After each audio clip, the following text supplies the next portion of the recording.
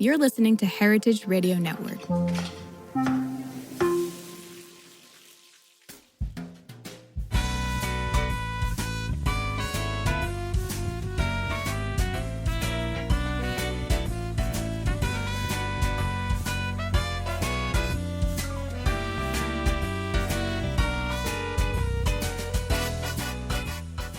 Welcome to Inside Julia's Kitchen, the podcast of the Julia Child Foundation for Gastronomy and the Culinary Arts. I'm your host, Todd Shulkin, the Foundation's Executive Director. Our show takes you inside the Foundation's world to meet the talented people we have the great fortune of learning from all the time. On today's show, we welcome Jamie Nee, Director of the Santa Barbara Culinary Experience, and Matt Kettmann, a journalist with the Santa Barbara Independent. In today's episode, we'll talk to Jamie and Matt about the 2025 Santa Barbara Culinary Experience, what makes Santa Barbara such a unique place, and we'll get another double Julia moment. Stay with us. We'll be right back.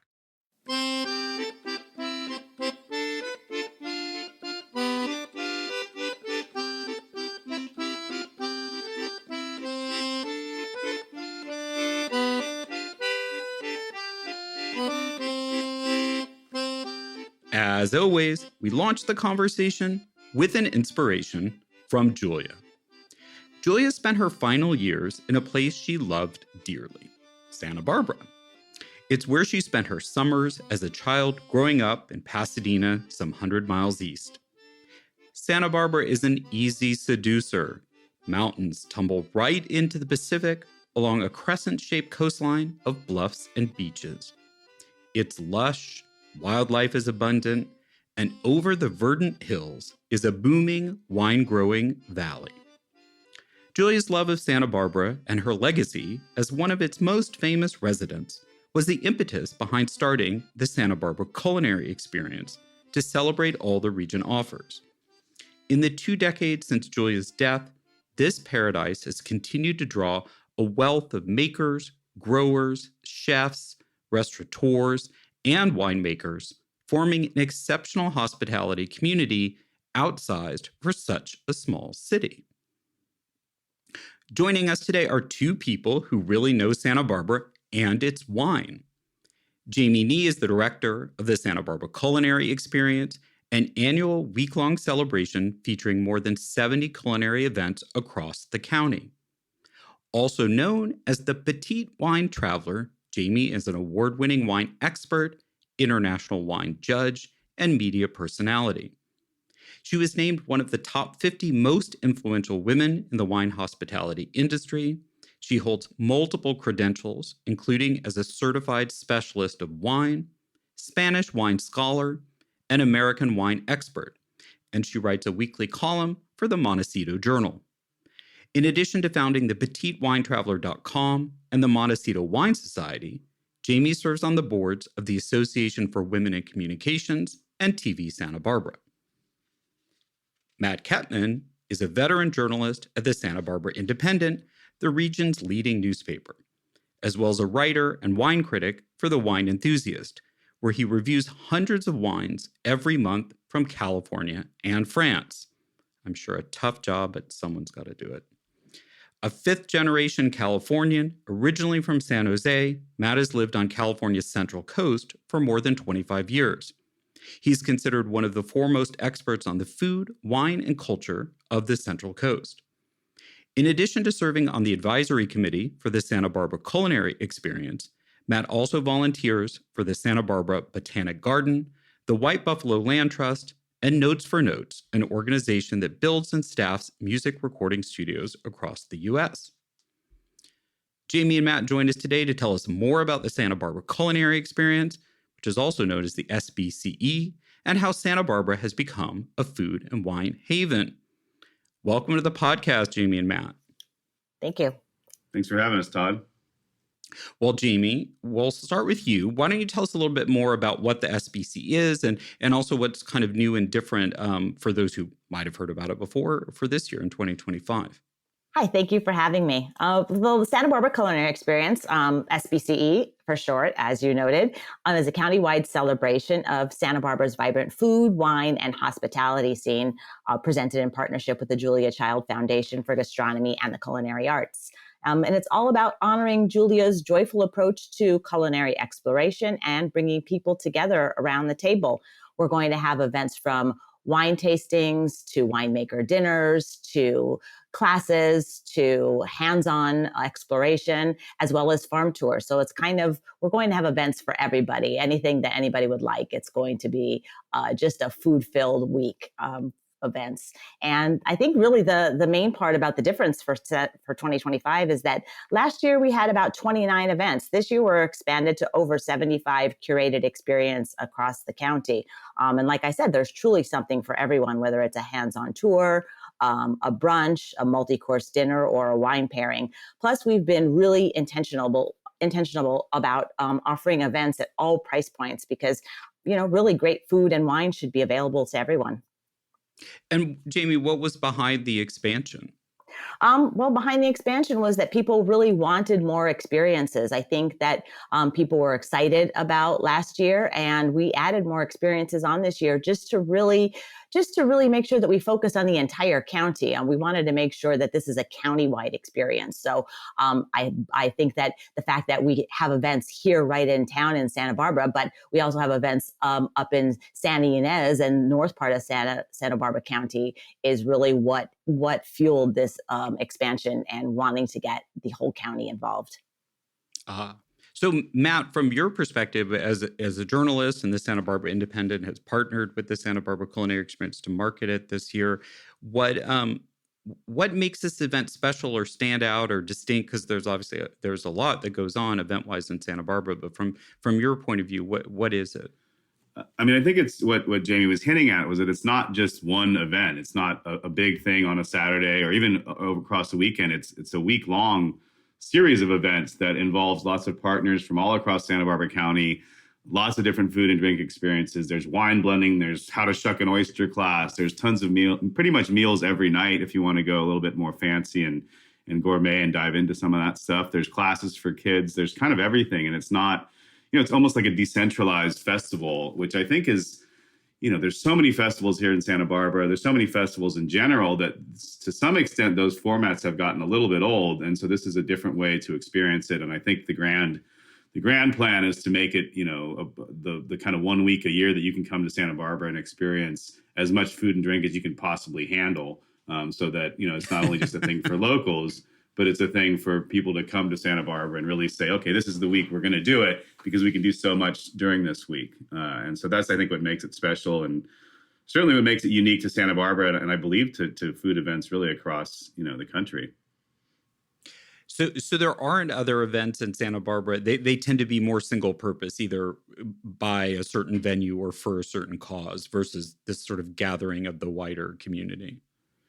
Basically, yeah. I mean, there are examples like when they have Vintners Weekend or whatever, they'll have, a main event and they'll have some kind of passport passes to go to other tasting rooms. But none of it's like this, where you actually have restaurants and chefs and winemakers focused on coming up with a special event, a truly unique event that they do during this week. And then, what the Santa Barbara Culinary Experience does is kind of commingles them, markets them, sells them through a centralized website. So you can really create your own personal schedule of what to do this week in Santa Barbara, which is, I guess you could try to commingle that yourself on some other week, but it's not going to be anything like this. That's very gratifying, isn't that, Jamie, to hear Matt wrap it up that well? Definitely.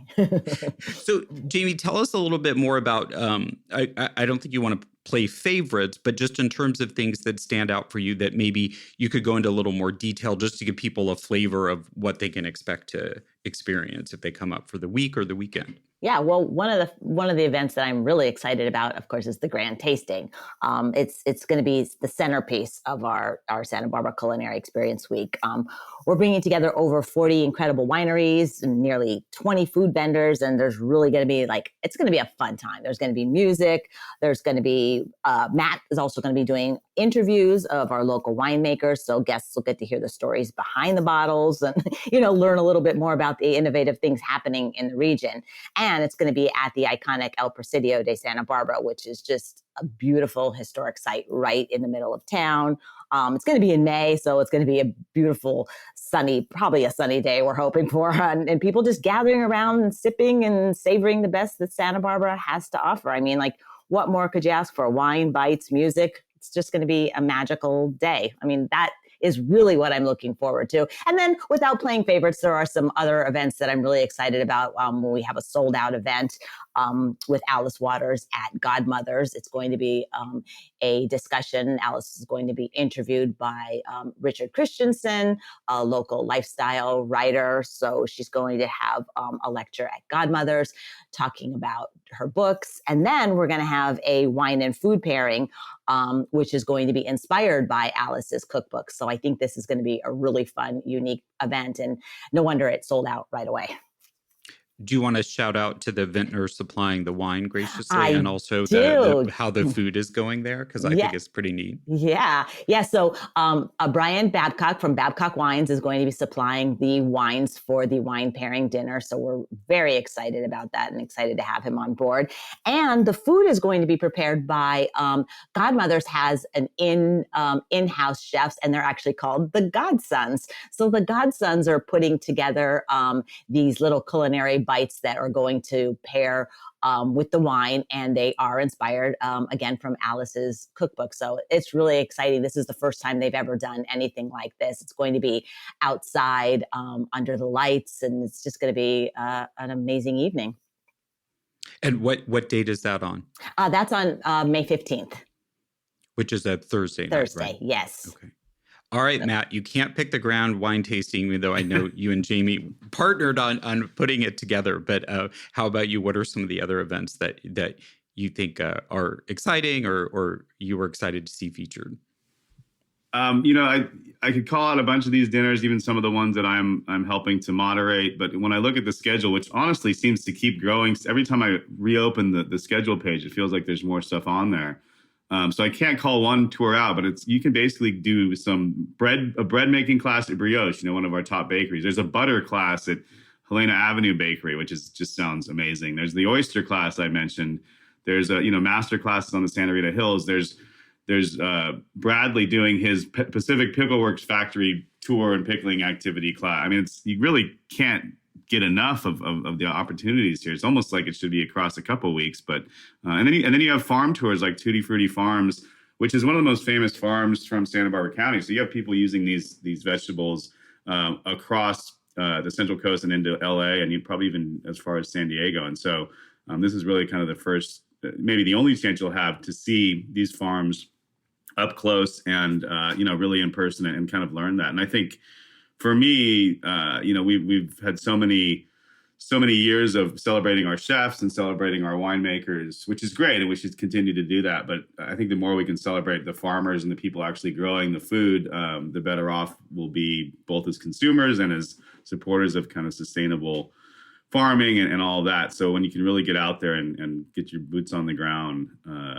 it makes a bigger difference, I think, in the whole scheme of things. So this is really kind of a one-stop shop for experiencing all of that. And then you can go and have one of the dinners later at night, and experience all the stuff you just saw in the field. So it's really kind of a full circle opportunity here.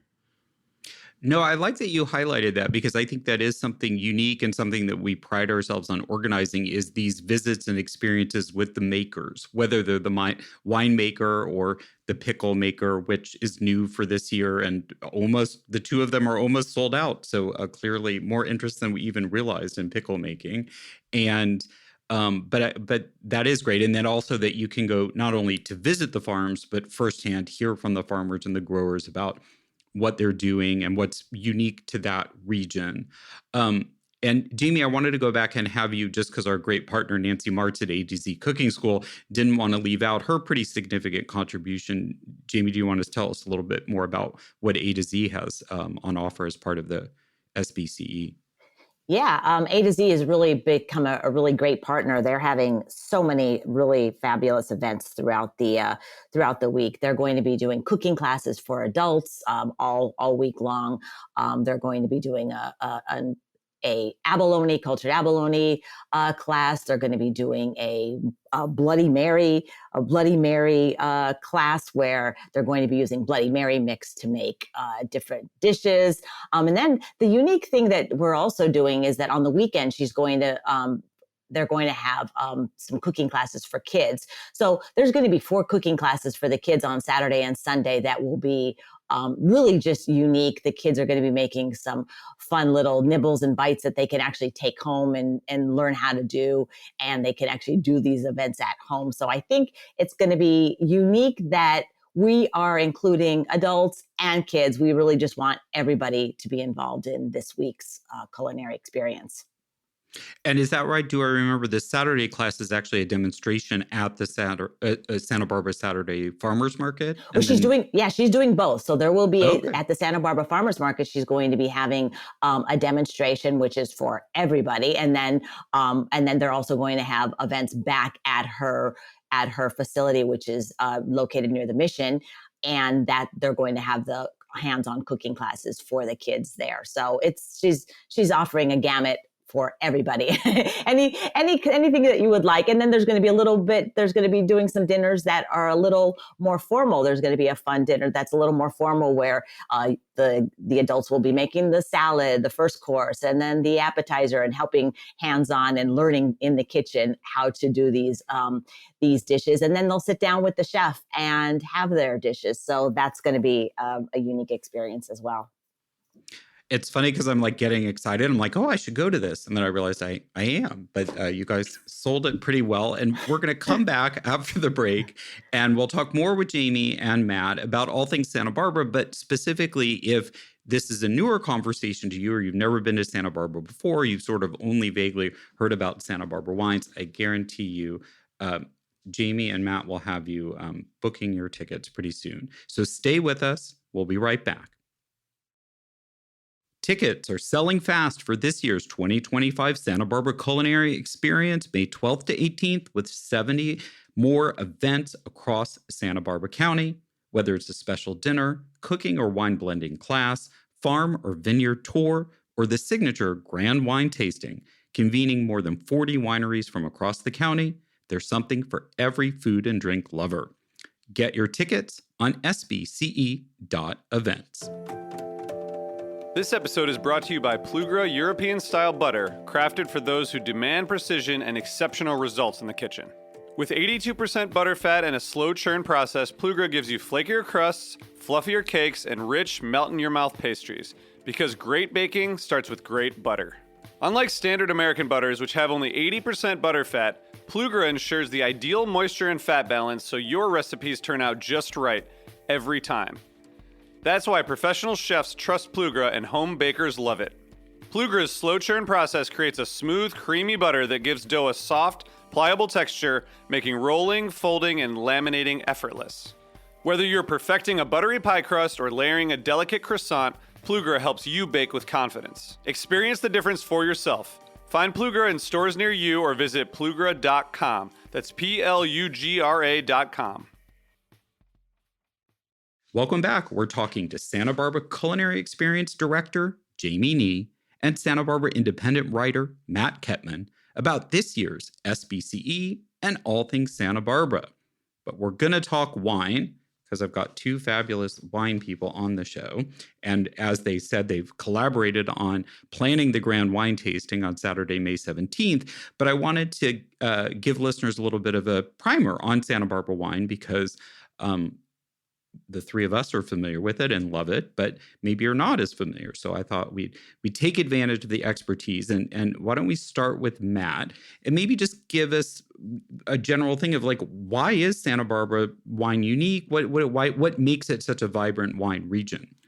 Really, I think it comes down to geography. The way that the transverse ranges are set here is that they run east to west along the coastline rather than north to south. So if you think of the entire west coast of the Americas, basically, all the mountains kind of run up and down, and they block they block the ocean from the inland valleys. Whereas here in Santa Barbara County, and particularly the Santa Maria and Santa Ynez valleys, these valleys open up right onto the ocean. And so there's a bunch of cold weather on the west side. So tons of fog in the morning, tons of wind in the afternoon. Really can be a quite cold place even in the summers, which people can't seem to wrap their heads around because they think of Santa Barbara, they think of palm trees. And that's true too. But in reality, once you get up to the valleys, it's really cold in the mornings and afternoons on these west sides of the valleys. But then as you come into the valleys, it warms up considerably. And so you can grow a wide variety of grapes because the situation is so different. So you're growing Pinot Noir and Chardonnay on the western ends, which are grapes that tend to like cooler climates. Then you can move into Rhone varieties like Syrah and Grenache as you get in the kind of the mid valley. And then as you reach the eastern ends of the valley, you can get into Cabernet Sauvignon and Sauvignon Blanc and Bordeaux varieties that do better with a little bit more heat. And throughout that mix, people have also planted Spanish varieties and Italian varieties and some kind of what you would say is newer varieties for California. And so you have this really eclectic mix of, probably something like more than 60 or 70 grape varieties, all of which can do well if they're planted in the right place. And so it makes an incredibly, diverse experience for wine country visitors. It makes it a little bit hard for the region to market itself in a kind of consistent way. You can't just say, oh, it's Napa, they make Cab. It's like, oh, it's Santa Barbara and they make Pinot and Chard, but they also make Syrah and they also make Cab. And so it makes it a little bit more difficult to get the word out. But to me, at the end of the day, you're going to come here with a group of 6 people and everyone's going to find something they love because there's so much diversity in the grapes here. And so, that's what I think makes it really exciting. That, and it's still a little bit under the radar somehow. And so the wines are not quite as expensive as places like Napa or Sonoma.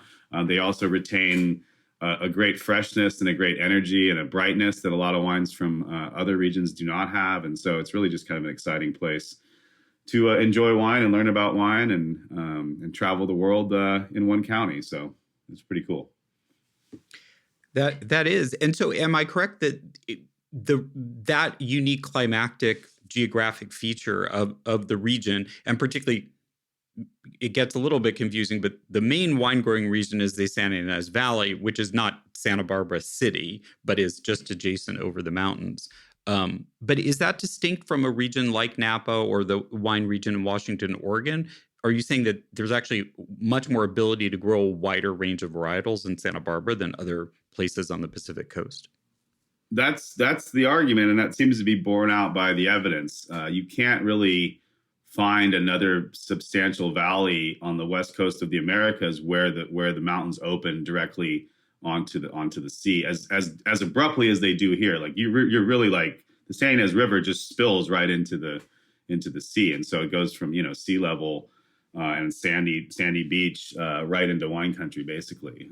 So that's pretty unique for the West Coast. And yeah, it's much cooler here than even lots of parts of Oregon and Sonoma, and that's also shown by the wines. The people that are making kind of the real energetic wines here are much more vibrant than most of the stuff that I've been able to taste from other regions. So particularly ones that claim to be super cold, but I've spent time in Oregon. I'm like, this place is hot and muggy, and it's almost never hot and muggy.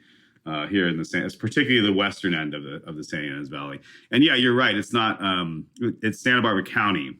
So Santa Barbara County is fairly large. It's at the corner of California. If you look at a map and you see how California takes a big turn towards LA, and we're on that corner. And so you have a couple different mountain ranges, and on the front side is us here in Santa Barbara, which is, this stuff you see in, the soap opera and the resorts and the palm trees. And then just over the mountains about, not even 40 minutes away is wine country. So that's way more pastoral, lots of horse ranches. That's the wine kind of typical wine country scenes are from there. So you really can get kind of the best of both worlds here as well, because you can have a bunch of urban tasting, cosmopolitan vibe in the city of Santa Barbara, some pretty high end, nicer restaurants. And then you can go over the mountains and do the full on country thing too, all within the same day. So again, it's a pretty unique spot.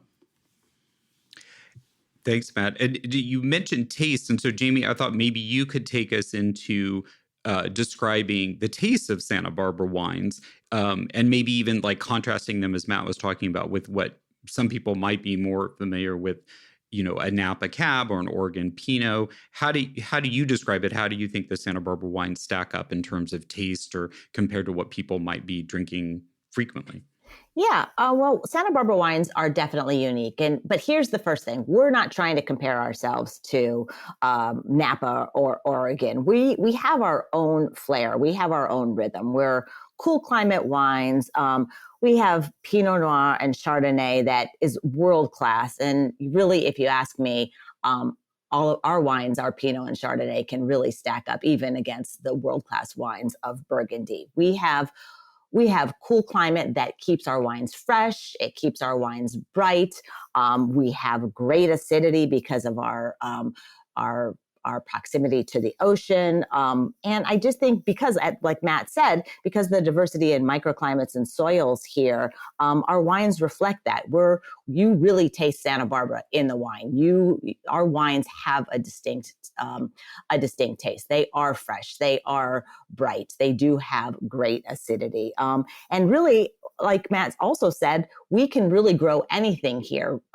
If you go to the warmer parts of Santa Barbara, we're growing Cabernet and we're growing Sauvignon Blanc. And I mean, we really are unique. And I think that's the key, that you can taste that it is a Santa Barbara wine. And what I actually love about Santa Barbara wines as well, and I like to think this is why we're special, is because we have more women winemakers here in the region than anywhere else. So I think that they're doing some really unique things here, and I think that they're experimenting here with wines, and they still feel like they can experiment. They're not beholden to any one particular way to make their wines. So we do get that uniqueness here, and I think people come here and they are surprised that our wines are world class. And I think that once they've tasted Santa Barbara wines, I think they walk away with a whole new appreciation and become huge fans of the region.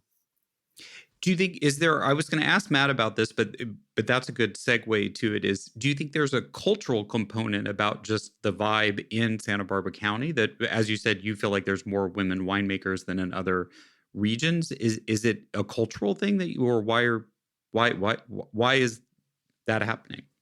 I think because there's the openness here. I think there is the openness to experiment. It's not, we do have, like I said, a lot of women winemakers, and it's not really an old boys club here. It's open. People are willing to work together. The region, people help one another, and that's what I like. I like to see that, a new winemaker can come in, and somebody that's been here for a long time, one of our older guys who maybe discovered the region will be willing to help out the younger winemakers and give them tips and let them work at their winery and kind of get their sea legs until they go out and do their own thing. So I think that's the culture. I think the culture is one of openness, one of sharing ideas, one of feeling like they're not trapped in one way of making wine, and feeling like they can experiment and they can do different things. And really, like I said, we have the climate and the microclimate, so that we do have that ability to make really great wines here. I see. So Matt,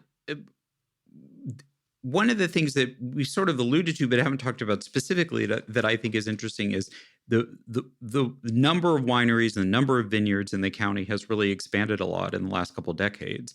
And I was curious, sort of what your thoughts are on what's both been driving that growth and also what's been the impact of that growth. I mean, some of it's just California, history, wine trends. In the late '90s, it became much more popular to plant wines, and so plant vines, and people started doing that. And Santa Barbara definitely was part of that trend, and so that fueled a lot of growth. And then, of course, there was the sideways effect of 2004 when that film came out and caught the attention of everybody, both about Pinot Noir and about Santa Barbara County as a wine region, because we were the star of that. Pinot Noir and Santa Barbara were the stars of that, widely regarded and highly popular film. And so that fueled kind of another boom. So some of that was just kind of the normal, not normal at all with Sideways, but those are the pulses of growth that we really saw. And then and then beyond that, there's just been kind of a slow, steady growth. They've always had a very good culture here of younger winemakers working for a bigger place, and there's always been this network of other winemakers where they can kind of team up and start making their own wines on the side. So we've seen a lot of you wouldn't call it really second generation winemakers, but people that have started at a bigger brand, of which we don't have that many, frankly, but then start their own tiny brand and grow that into their own winery that's widely respected and able to finally, become their full-time job at some point too. So we've seen a lot of that. I don't know what you would call it, graduation or maturation from people that were, winery employees to becoming their own entrepreneurs and winery owners. So that's been really exciting to see. I mean, the wine business has been a little bit tough in recent years, and it's, as a consumer, it's always been great to watch it grow and have something new to taste all the time. As someone who watches the wine industry and its business, I've always kind of been a little bit concerned as to who's going to buy all this wine. And so we're seeing a little bit of contraction like we've seen all across the wine business for a number of reasons. But overall, the impact here from the growth of wine country has been something I've seen in other regions too, where the wineries, kind of come in and set up shop, and then they bring with them a culture that appreciates, better farming, appreciates better restaurants. And so you have this kind of grander lift across the culture where you start to get a lot of restaurants that are open, that are world-class restaurants. The other farmers seem to get a little bit of shine from the wine community as well. A lot of the wineries and vineyards also are farmers too, so there's some of that crossover. And then you just have this kind of hybridization of all these things at once, with the chefs working with the winemakers, working with the farmers. And that's a lot of what, the Santa Barbara culinary experience is showcasing. But overall, and like I said, I've seen this in other regions, kind of the development of wine country leads to a maturation in the entire culinary scene of a region. And, Santa Barbara has seen that perhaps more strongly than anywhere else. I guess you could argue Paso Robles up the coast has gone from being kind of a cowboy town to being a culinary destination as well. But Santa Barbara, particularly San Ynez Valley, almost had very few places to eat for a number of years. And in the last 10 years, it's become, in some ways, an even hotter place to eat than downtown Santa Barbara, which is saying a lot for, a kind of loose collective of five tiny little towns up there. But it's, it's a really exciting place to eat. And that's pretty much all due to wine country and the kind of people and visitors that brought to town. Yeah, I think it's that attraction of like attracts like, and it's people who kind of value the same things, and then it draws them. Because am I correct in remembering that Bell's, Daisy and Greg Ryan's place ended up getting either a Michelin star or a Bib Gourmand or something? And no, they got it. Yeah, they got a Michelin star. They were our first. There was 2 or 3 that happened the first year, and they were one of them. And they were kind of like the poster child one, because they were the most like really locally owned spot that got that attention. And they're now involved in one way or another in a handful of restaurants up there, either supporting them with some administrative backup, or some of their employees have spun off and started other restaurants. And so they're at the core of the growth of that culture up there. And it's not just, there's this kind of French food, they like to call it, like a French ranch style.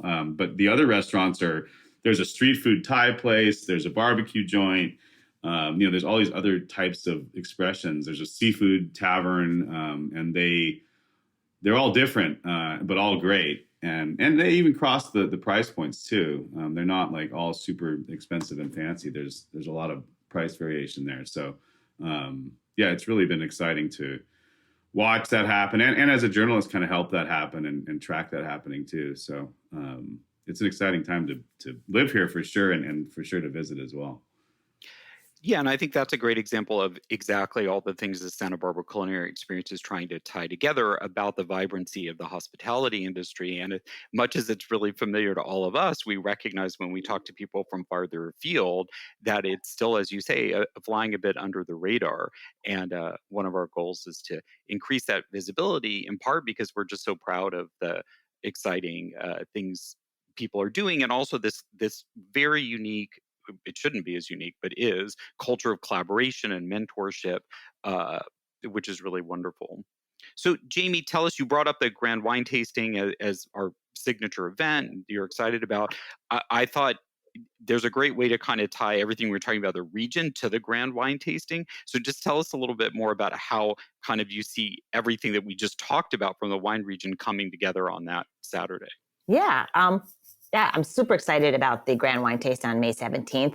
I think that the Grand Wine Tasting, and particularly this year's Grand Wine Tasting, is like a love letter to Santa Barbara wine country that we just really all need. It's tasting the land, the hands, the history, the local artisans, all basically in one place, or in one glass, as we should say. It's about the community. It's about winemakers pouring their heart out, and really just chefs adding a little bit of sizzle, and local community coming together to discover that, that what we have and what we offer here in Santa Barbara. It's basically the thread of place and palate and passion all coming together in one beautiful day at the El Presidio. And I think it's going to be really remarkable. I think that the winemakers that we have, basically from all of the AVAs in Santa Barbara, and the food vendors are all local food vendors, and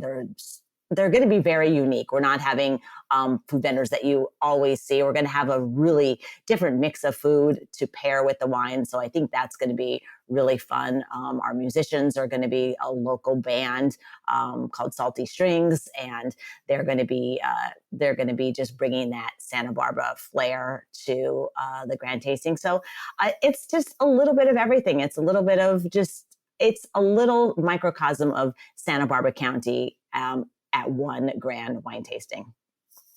All in one afternoon. Yeah. Yeah. So Matt, do you want to add a little bit to that? Because I know you've been working hard on the winemakers who are going to be there. How are you planning the panels, discussions, and for those who are particularly interested in the winemaking process, what can they kind of expect after they've had several tastes from several vintners? What can they sit down and enjoy hearing? Yeah. So typically, when you do something like this, you kind of cast a wide net, and you get as many of the winemakers as you can involved, and then you look at it and go, okay, what kind of themes can we pull out of this? And what I thought was cool about the group of winemakers that we have is that there were 4 of them who were making Pinot Noir, particularly from pretty unique spots. And so I wanted to kind of call attention to that, so we can kind of dive into a popular grape like Pinot Noir and showcase where it's growing kind of on the fringe of like the Santa Rita Hills and some other kind of really kind of unknown little pockets of vineyard around the San Ynez Valley. So I thought that would be kind of a fun panel to dive into and kind of click the box of like, okay, people love Pinot, they'll come check this out. And also, show off the geography we have here. And that also involves a lot of newer, well, at least younger people than the traditional ones. And then for another panel, this is a theme that is always fun to do, is showcasing grapes that are new to the region. They're not typically new to the world, but they're new to Santa Barbara County and even California at large. So things like Gamay Noir and Gruner Veltliner and then Chenin Blanc, which is, a historic grape even for California, but kind of went out of fashion for a number of years and now is kind of back with a vengeance. And so kind of showing people that are interested in learning more about different grapes, what we can showcase there. And so that's kind of clicks that box too. So if you're interested in kind of extreme expressions of a classic wine like Pinot Noir, we got you covered. And if you're interested in learning like really brand new grapes for the region, also from people that are kind of on the cutting edge of the industry, we got that too. And so we only have 2 panels this year because we wanted people to experience the festival itself. Last year we had 3 panels, which was great, although I didn't leave the chapel for the whole time from running the thing. And I think we realized it was probably too much because we want people to enjoy the outdoors part of the thing too. But we'll have 2 panels this year that should be pretty engaging, and it's a super intimate space. It's really the Presidio Chapel, and it looks like an ancient Spanish, chapel from the colonial era, and it's modeled on that. It's a 300-year-old building, isn't it? Yeah, but some of it's recreated from the 300-year-old. Okay, yeah. They repainted it. Okay. They repainted it. It's still a very special place. It's one of the oldest buildings in California and the Western United States. Yeah, totally. So inside there, we pour wines kind of casually. It's not like a seated thing with a bunch of glasses in front of you. We just have basically volunteers roll around pouring wine into people's glasses as we're talking about it. And I think that's like one of the coolest wine panel delivery services you can get, because it's casual, and it just has that casual vibe of we're just here to have a good time and learn. We're not taking ourselves too seriously, but we are serious about good wine and talking about it. And the panels tend to be a lot of fun, funny. I like to think I run pretty good panels and keep them lively and not too granular. And so people that are even just kind of getting into wine can probably have a good time, because we talk about these people's backstories as much as we talk about the wine, and just hearing how many different people got into wine through all many different ways. It's interesting, I think, just as anyone who likes a good story. So it should be a good time. No, I agree. I think it's a really special part of the event because you have this really easy repartee with the winemakers, almost all of whom you know already. And then they're usually bringing a bottle of what they want to share. So as you're learning, it's a little bit more deep dive than when you're just talking to the winemaker who may or may not be pouring. You're hearing from the winemaker, and he's giving you a taste of the wine that he's talking about. And you really get this great interaction. So I always really enjoy being there, but it's going to be hard to balance with 40 other wineries. So we hope everyone's going to join us on May 17th. I think, Jamie, we've extended it an extra hour to allow time to you. Remind us of the time schedule. The time schedule is from 1 to 5. So we're going to have a lot of time for everybody to enjoy the wines. And that's actually for the VIP. And then the regular schedule is 2 to 5. But there'll still be plenty of time to enjoy the wine and taste all the food and get to listen to great music. So it'll be a lovely time. We're very much looking forward, and we hope to see you there. We're going to take another break, and when we come back, we'll get another double Julia moment. Let us know what you think of today's show. Send us an email or a voice memo to contact@juliachildfoundation.org. We'll be right back. When you flip anything, you just have to have the courage of your convictions, particularly if it's sort of a loose mass like this. Well, that didn't go very well. See, when I flipped it, I didn't have the courage to do it the way I should have. But you can always pick it up, and if you're alone in the kitchen, who is going to see? From Julia's immortal words, we move into our last segment, which we call the Julia moment. Here's when we ask our guests to share their favorite Julia memory, moment, or how she might have inspired them in their career. Jamie, what's your Julia moment? Well, so I haven't actually met Julia, but I do feel like I know Julia, because my Julia moment is really tied to the clatter of pans and the warm and wafting scents coming from my grandmother's kitchen when I was a kid.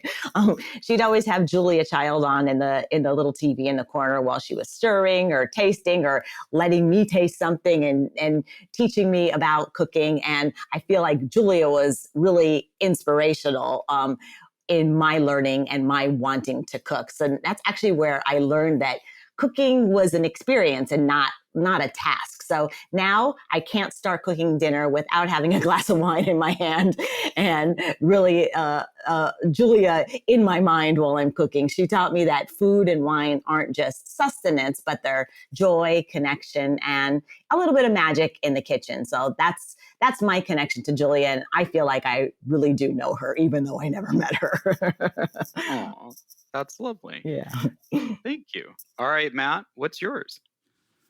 It's funny that Jamie mentioned her grandma, because mine kind of relates to my grandma too, although my grandma wasn't a particularly good cook or anything, but she always had Julia Child on. And so I remember seeing this, as a kid, you're like, who is this kind of crazy lady on the screen making, dealing with this meat in this way and this chicken. And so I remember that memory from way back when. But then our lives, I never met her officially. I believe we were in the same room a couple times, but as my life was starting off getting into food here in the, early 2000s, that was kind of her life was winding down, but she was in Santa Barbara in large part because of the food scene here too. So we had this kind of dovetailing of, and I'm sure she didn't know me, although maybe she read some of my articles back in the day. That's highly possible. But there was this kind of dovetailing of my culinary career in whatever capacity that is kind of taking off, and her life coming to an end here. But the real connection, and this is somewhat remote, but when I was watching Julia and Julia with my wife the night that she went into labor with our first son. So there's a connection there that's, obviously related to media about Julia, not Julia herself, but that's something that I always tell people. And so that's a pretty deep, obviously important thing that happened in our lives. And she was in an odd way there. So. Oh, that's very different than my mom's Oakland A's game story about me. So, okay. I hadn't heard that before. I love that. Yeah. Julia's right there in your life. Yeah. And really as I've gotten more and more into food, and obviously being part of the culinary experience has been part of it too, but getting to watch all the other media that's come out about her and learning how, impactful she was just as a woman on television and that sort of thing. And that makes me think that even since my grandma wasn't such a chef, but was still into her, that there was some resonance with, just a powerful woman on TV that was inspiring, a whole generation, many generations of women to do whatever the hell they wanted to, which is important. Yeah. Well, Jamie, Matt, thank you so much for those Julia moments. And thank you for joining us today to talk about the upcoming SBCE. Thank you. Thanks for having us, Todd. My pleasure. And thanks everyone for listening. You can follow at SB Culinary Experience on Instagram for all the latest news. And you can go to sbce.events to view the full lineup and buy your tickets. Find more episodes of Inside Julia's Kitchen on juliachildfoundation.org, heritageradionetwork.org, or wherever you get your podcasts. Please follow at Julia Child on Facebook and at Julia Child Foundation on Instagram, and we're even on Threads. I'm at T. Shulkin on Instagram and Threads. The Julia Child audio clip from The French Chef is used with permission from our friends at GBH. Thanks to my co-producer at the Foundation, Lauren Salkeld, and our sound engineer is Armin Spengen. Our theme song is New French Horn by Novi Valtorni. We look forward to bringing you back into the Foundation's world next time on Inside Julia's Kitchen. Inside Julia's Kitchen is powered by Simplecast. Thanks for listening to Heritage Radio Network, food radio supported by you. Keep in touch at heritageradionetwork.org/subscribe.